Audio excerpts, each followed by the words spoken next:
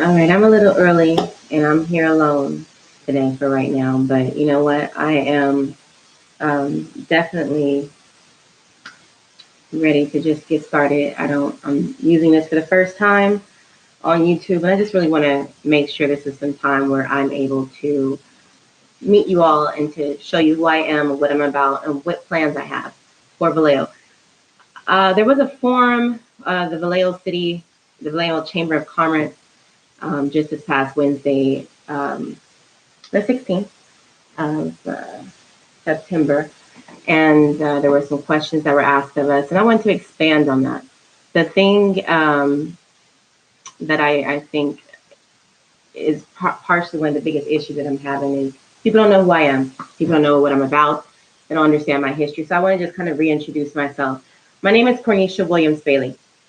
I am running for the Vallejo City mayoral position, and I hope to have that honor and that privilege, and that I am voted for by the citizens of Vallejo. I am very passionate about the great things that can be accomplished here in the city. There are so many great opportunities that are being missed. There is a lot of corruption, I believe, in the city, regarding some of our leaders who are even currently running against me. Now, I have some concerns. I have some concerns, and one of those biggest concerns that I have is that we're forgetting that the very people who we're running against, who I'm running against, are the very people who they're out in public and they're showing themselves to be one way, but we have to question their motives. We have to question why they're running for mayor. We have to question why it's a problem to look more closely at the budget. We have to question what kind of business they are doing outside of their job. And you need somebody that is trustworthy. You need somebody that is definitely not just speaking about, we're here for the kids and we're here for the youth, but what kind of example are you to those youth and those children? So I really want to start off. I'm sorry that I'm here a little earlier than expected, but I'm learning how to use YouTube. And I want to talk about and review some of the different questions that were asked of us as panelists by the Vallejo Chamber of Commerce. There's a lot of work that needs to be done. Why am I running for mayor? I'm running for mayor of Vallejo because I believe that this is a city of gold. This is a melting pot of gold. This is an opportunity, and the last opportunity that we have in order to, one, cover and protect our young people and to give them the support that they need. Two, I'm running because, you know, there's the church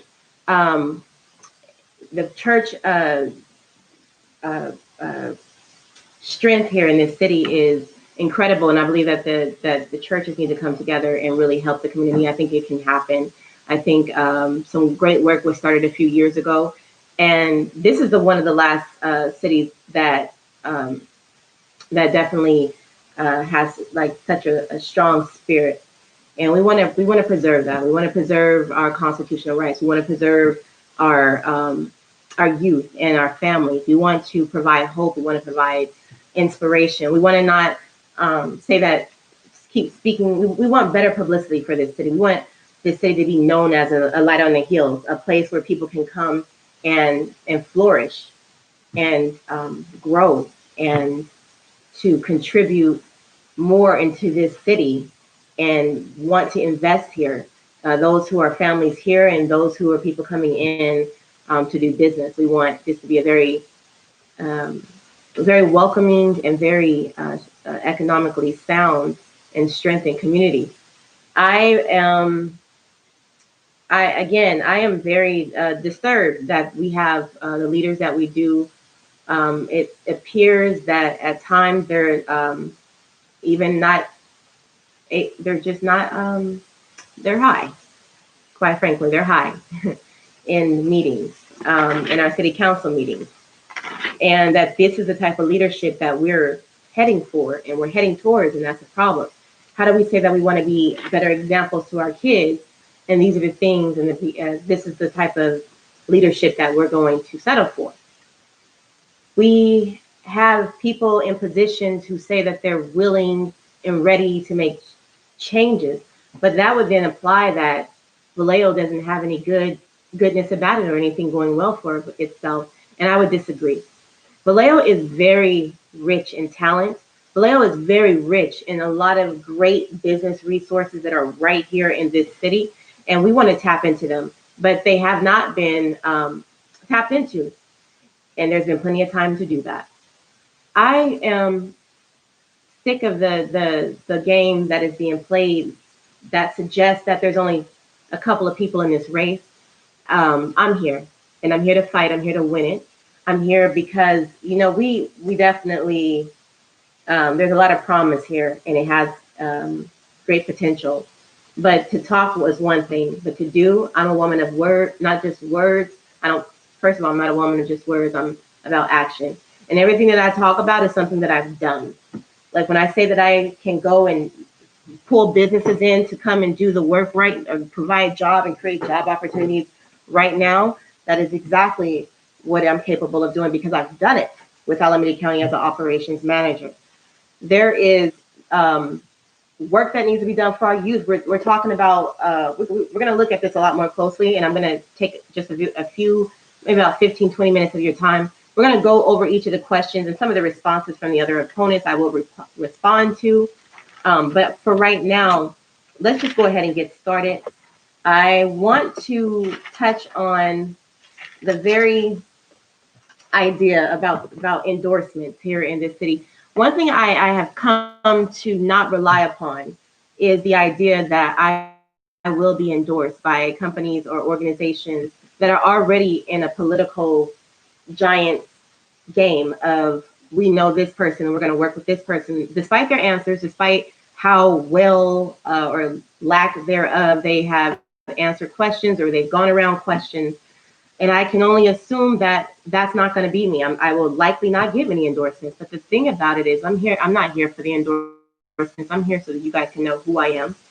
I'm here because I believe that you need a voice. You need somebody that's really going to be listening to you. You need somebody who's firm, who's strong. And that would be me. Somebody who can cut through and cut to the chase and get the job done. That is who I am.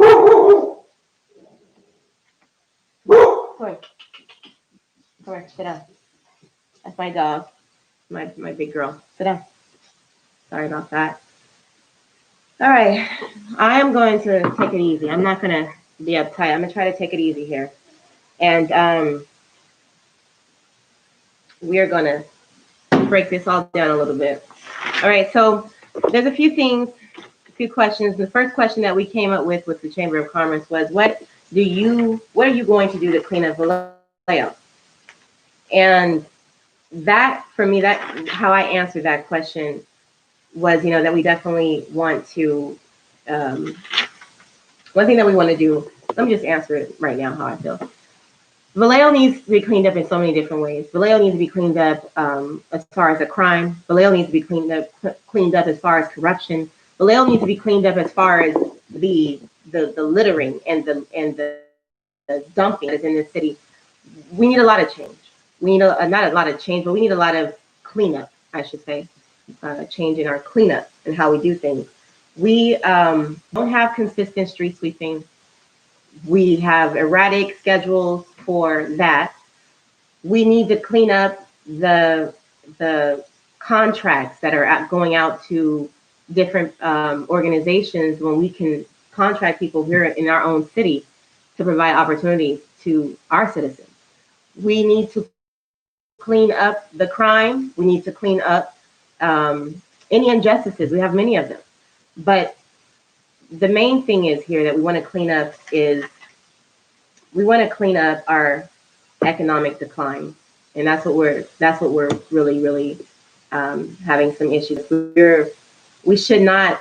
I think I was said it was told that we have a $14 million deficit or $14 million surplus or reserve, and that money primarily came from the extra taxes that have been coming from our citizens, and that is not meaning that a lot of that money was not well budgeted.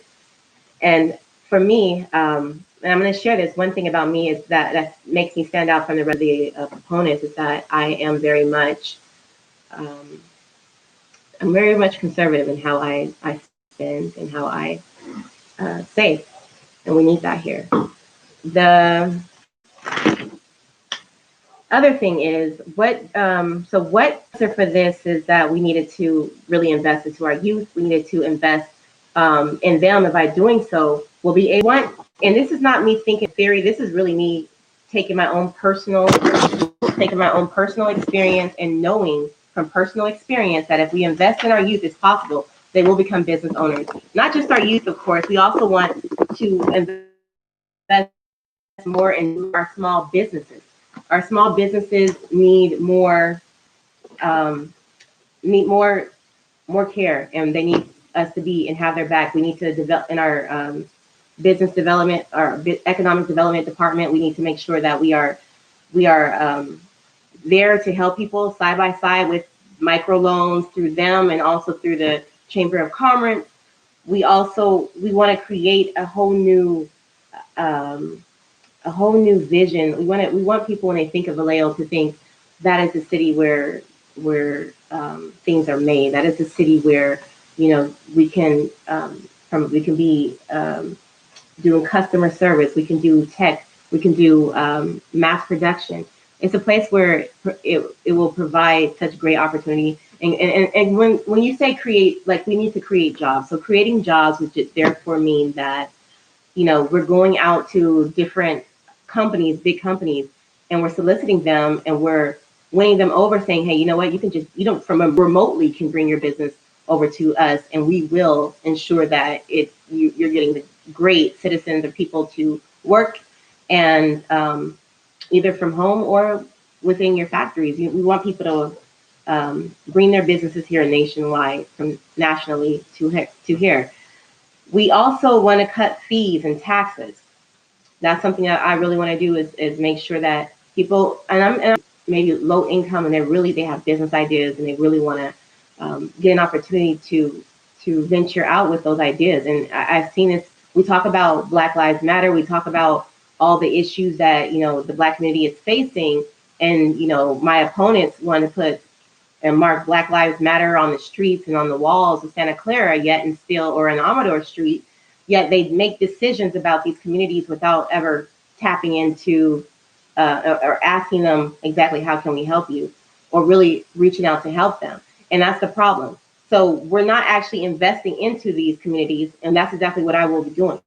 We want to create a utopia for everybody. We want to make a place where we have our own Wall Street. We have our own melting pot Wall Street. We have our own small businesses that we're creating from low-income families, or we're teaching our youth how to be enterprises at very young ages. This is what will help our city to create a thriving commercial and retail. A lot of our businesses are businesses that start or want to start. They want to start in retail. They want to start in retail. And as far as the commercial businesses, that's where all the job creation is going to come from, by having a mass production of people available to do the work. And again, that is reaching out to nationwide companies. We want to make sure, and there's this great opportunity that in a federal organization and businesses that I already have access to. And being that I am a conservative, being that I am what you would call a part of the President Lincoln Reconstruction movement, that there's something called the melting pot patriots, and this will allow people from different backgrounds and cultures to be able to start businesses, to be able to to really get a taste and a piece of the American dream, and to start businesses without having to worry about major penalties and whatnot. We want, so the question was, what should the city do to create a thriving commercial and retail business climate in Vallejo? That is just a few of my answers. I do believe that the zoning and making it easier for businesses, developers to start businesses is idea, but we want to, like, again, I believe Vallejoans should be first, give them first dibs and check on and care for the businesses that we have here, and to see how we can help them to expand and help them to hire local staff. And so finally, with that, again, I want to just kind of, I have some ideas I'm going to kind of go over really quickly, and then I'll move on. So one of the ideas, I have several ideas. Let's just talk about economically what we can do to build this city. I'll probably have to I'm gonna come back to this. But let's go on to the next one. So the next one would be, what is your position on Measure G? Now, Measure G, we know that Measure G is talking about pretty much taxing and higher sales tax. And I think we've been through this with Measure B. Measure B, before this, we get this money, this sales tax from our public, and then we don't know where that money goes to. My vote on that would be no. I believe that the dilemma is, what I realize is that when we're out applying for grants, when we're out or any kind of money that comes in, we need to have double to triple. We need to be able to capture and to hold on to double to triple of whatever it is that we're bringing in from our community.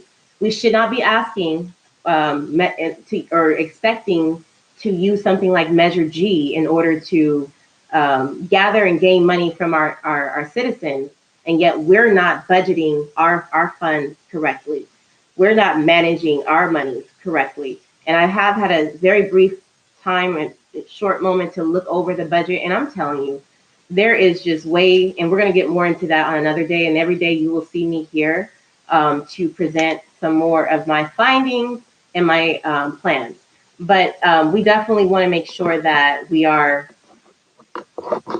to make sure that we are being fair to the public. We can ask more of them than we're doing ourselves, and that's what's happening. That's what has happened.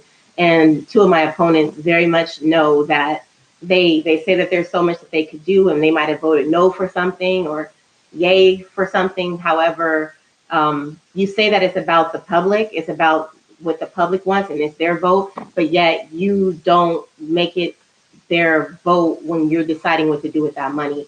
So I just think I just really hope that the community can see the hypocrisy and can see the lies.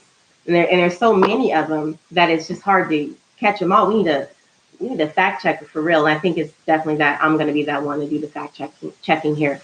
Now, again, that was Measure G, and I believe no for that. I answered that. I will, and as a woman in this political arena, I will not allow my voice to be scuffed out because these men want to go back and forth with each other. And what they're talking about is of no relevance, and it's all lies. So now what we're going to do is go to the next question. Or let's even look at this, such as Brown, for example. He'll say something, and then he'll say it's up to the voters. But then he'll go on to list how he wants to use the money. But then he never asks the voters. And see, that's something with me that you will not have to worry about. If we would budget our money, look at this budget.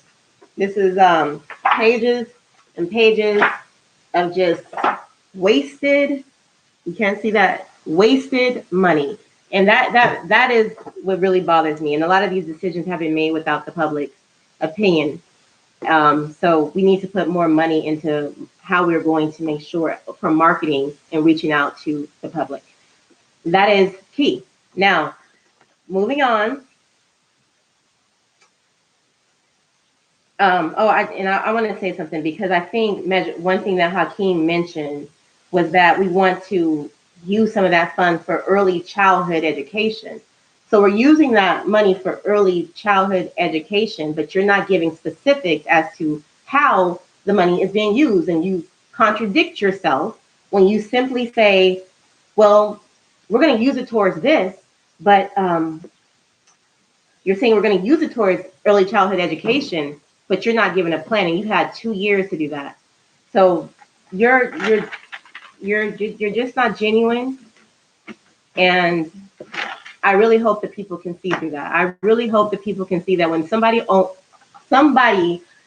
calls, well, their business is a dispensary, and in that dispensary, you are able to put $12,000 down for your campaign, and then you're asked how, this is the next question. You're asked the next question, if elected, what steps would you take to put our city on firmer financial footing? And the first thing that you have to say is increase dispensary hours. It seems that there's just too much personal interest and business interest that you have for yourself. And it really should be alarming for people that we have our politicians that look high while they're in meeting and while they're representing our city. And they're saying that it's about our youth. And this is the example that we want for our youth. I don't think so. I don't think so. Now, my answers for this was that, we definitely, okay, I said something about bus lines extended, and I don't understand. And I never really got this out. That was my first meeting. I'm still forum. I'm still, getting the juices out here, but I got it. Don't worry. When it comes down to where we're spending money and we're talking about getting a financial footing, I personally feel like we can never get footing with people such as Hakeem and McConnell when you're allowing bus stations to be built in this city when we have enough. You're allowing places like Mare Island when you talk about our Black lives, and you guys want to do all this Black Lives Matter and murals and put that out here, but with those murals, you're not really effectively, you're not enforcing positive change. Instead, you're selling off parts of Mare Island, which is okay to do, but now you have people like what do we call the sideshows, and there was an opportunity to bring money into this city by creating a space where these kids can come to have sideshows, and they can pay fees, they can get sponsors, we can have a place for them to do their activities. But you take their cars away, and you find that as a way to have financial footing. You find that as a way to be able to gain money for this city. I think that's a terrible way of doing that. But instead, again, you're putting bus lines out here. You're not coming up with creative ways, enterprise funding, in order to bring revenue in. You talk about it, but let's be about it. In the city hall, there are so many. When I was looking over some of the positions, and I'm looking over many of the budget, I'm like, wow, there's a lot of positions here with a lot of overtime. There's a lot of overtime. And I think you want to know where I'm going to get the money to help us get kind of boosted up and to really help our youth and to create a better economy here. It's going to start again with our youth and with their excitement, because they are our future. We're going to bring those youth in. All that overtime, we're cutting it. A lot of hours, I want to know and evaluate exactly what these people in these offices are doing. And being an operations manager, I have that experience of being able to critically and quickly assess exactly what work is being done and what needs to be cut.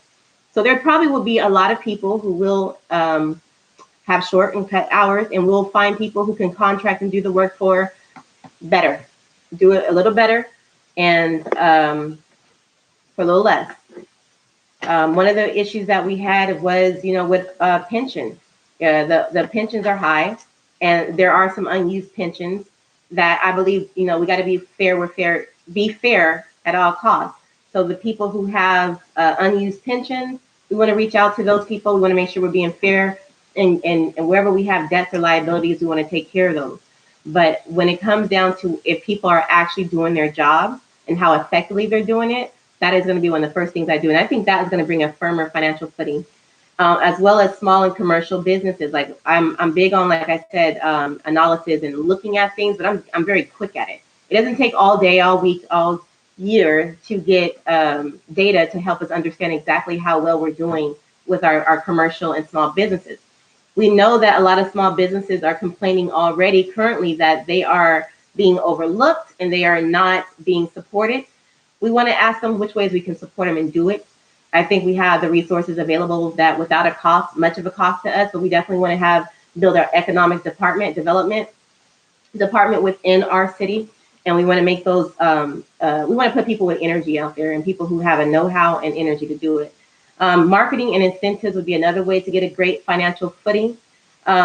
With the marketing and incentives, what do I mean by that? Well, we have a TV station that we don't utilize, and I agree with McConnell, who did mention this, but this is part of my background, having a production background and studio production and TV production background, and we want to utilize that. We want to have marketing opportunities in newspapers and incentives for kids and people who are on the job working with the companies to, hey, you've done a great job. We're going to give you these coupons to go to this store. You tell us what store you want to go to and shop at. We're going to give you coupons to go there, $10 off. And that will help boost the economic morale and the excitement for our own businesses that are here in the city. We want to really get people to be excited about shopping here in Vallejo. And I'm very much about being Vallejo loyal. I'm very much about being Vallejo loyal. And while my opponents, they want to say that they are really all about, the people here and helping them with jobs, but yet and still you bring jobs here that aren't really hiring them. Or you're not focusing in on bringing opportunities here like I would and like I will, and that I would do quickly, that can hire them with, even if they have very few skills. So that is just for that. That's for how I believe that we can start off creating a firmer financial footing. But again, definitely looking at the finances, definitely looking at the contracts. I don't believe in all this spending that we're doing. I don't understand. This is another big one for me. How do you say that you can gain a better financial footing, but you just gave $2.5 million, or about $2.5 million to Soul Trans for an electric bus during a pandemic? And that is the kind of leadership that we want? No. See, I'm glad I don't have the endorsement. And even if I had them, I'm okay with not veering off to the left to please them. I'm here for the people. That's the difference. Now, the next question was on June 1st, Vallejo businesses were looted and the city imposed a curfew. If you were a city council member and a similar event occurred, what would you do? I believe that the Honorable Mayor Bob Sampayan and the council did what was best. I believe that it was a good decision to bring in the National Guard. And I think the National Guard handled themselves very appropriately. I think that they were very professional. And I believe that the only thing that we could have done a little differently was to make sure that we better checked on our businesses that were looted. And we help them to raise money, and we look at ways to give them funding. We want them to feel confident in the city where they're doing business and know that we have their back. I think that's part we lacked, and we could have communicated better with our citizens about the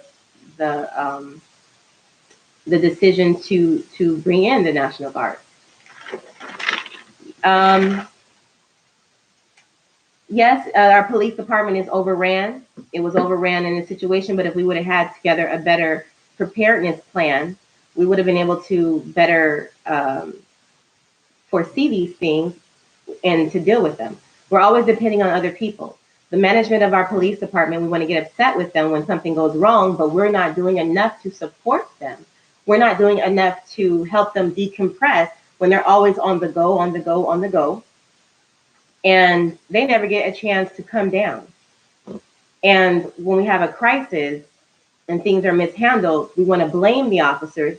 And there are some officers that need change, that need some reprimand. There's no doubt about that. But there are a lot of good officers as well. So we need to be better. And what I will be as your mayor is someone who I expect on my desk. I want to know every arrest, everything that is happening with the police department. It will be managed. I will have a team that I specifically have with me regarding the police department. That will never, ever go unmanaged. And I believe that we also, with our police department, we want to make sure that we are giving community forums weekly, giving our helping with community policing, where they're learning how to engage with the community and to not be afraid. And also, we can talk about training. And there's I have been blessed to have some federal agents that want and will and are ready to work with me to ensure that we're giving quality training to our officers. And on top of that, I want to add that we need to give them care. We need to give them self-care. Like, we need to make sure that we have psycho-assessment for our officers and on a consistent basis. Now, I've heard that there have been officers that call Black people niggers. I'm saying I can say it. That is just unacceptable. But those type of things, like a psycho-assessment, will be able to kind of find out exactly what's happening. So in the first 100 days, I'm kind of going off here a little bit, but in the first 100 days, one thing that I will make sure is that I will be looking at every complaint. I'll be looking at every complaint. I'll be looking at every lawsuit that has gone against our police, and to review it, and to have it reviewed. Anything that is questionable or concerned, that would need to be addressed with the chief and some of the other leaders in the police department. And we would need to put those people on administrative leave and give them, they have their rights as well. And we just want to make sure they're getting paid until we know exactly, and we can investigate exactly what is happening. But I think our safety and security is key. One of the first things that I want to make sure is that we have safety and security for our citizens, for our officers, and we're protecting our city. All right. So the next question was, what is the example of time when you brought two opposing groups together to accomplish a task for greater good? And for me, there's quite a few. Working with foster and probation youth, I've had the opportunity to work with ages 15 to 25. I've also worked with adults of all ages in probation. And you're always going to encounter different issues and within the community, with them opposing each other and fights and all kinds of things. And I've always been able to bring peace. I've been very fortunate to be able to work with anybody and to bring peace and resolve. I've also been able to I have a record of actually providing mentorship and providing programs that actually, and creating programs for you to be able to have mentorships and internships. And that's something that I already know of how to do once we get started, once I get in office. Creating jobs within the community, I've done that as an operations manager. I can create a job, and whatever I see a need, then I create the job, and we get the work done. Oakland Unified School District, as well as the Alameda County Office of Education, I've been fortunate to be innovative with them and to come up with ways to provide extra credits and opportunities for our youth in order to graduate from high school. And I think we're looking at the violence of our community, and I think it starts with our youth. What are the long-term vision for Vallejo, and how do we get there? I believe that we are the American dream, and one of my slogans is, God bless Vallejo, the American dream. And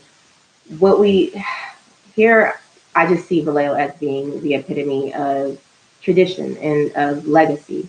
I see it being a place where we are going to create small businesses and those commercial large businesses, we're going to really enhance what they've already developed and help them to become their vision and more than what they've envisioned.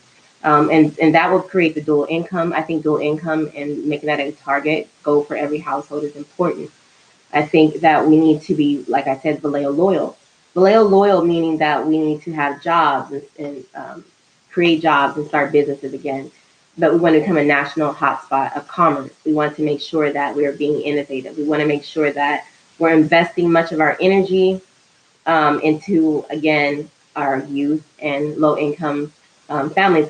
But also, I believe that we want this to be a place where people know that we want it to be a place of surplus. We don't want to be on the borderline and we don't have to be the borderline um,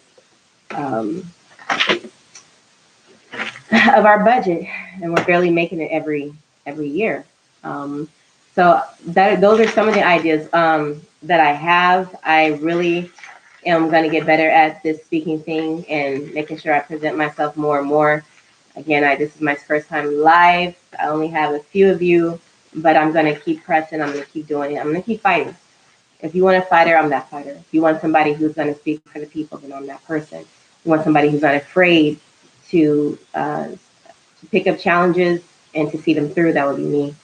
And I want to have more details for you, so those things are being prepared as far as exactly what the plans will be. But I just wanted to say, I am very honored to be here. I'm very much ready to be your mayor. I'm very much willing and capable of handling the job and ensuring that our voices are heard. And that's something that hasn't been done. As much as my opponents would say that they're listening, they haven't. They haven't. And that needs to change. So I'm going to leave it at this. This is, again, my first time on here with you guys, learning how to navigate through YouTube. But I'll be back tomorrow, and I will be having better, more concrete plans, not better, but more concrete plan and that I would like to share with you. And yeah, if you have any questions, I hope that you would send me questions at mayorcornisha@gmail.com. Any ideas, please send them to me or go to mayorcornisha.com. Thank you so much, and God bless you all. Have a very good night. Okay, thank you. Bye.